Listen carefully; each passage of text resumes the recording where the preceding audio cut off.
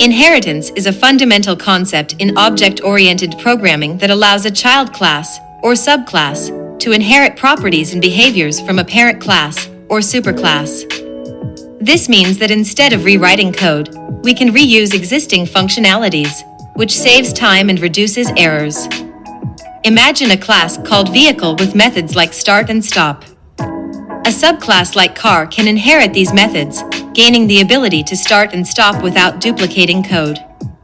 This not only promotes efficiency but also establishes a clear hierarchy among related objects. If we want to extend or modify the behavior of the vehicle class, we can do so without altering the original code. For instance, if we add a method to vehicle that tracks fuel consumption, all subclasses, including car, will automatically benefit from this new functionality. Inheritance truly embodies the principle of write once, use many, making our code more organized and easier to maintain.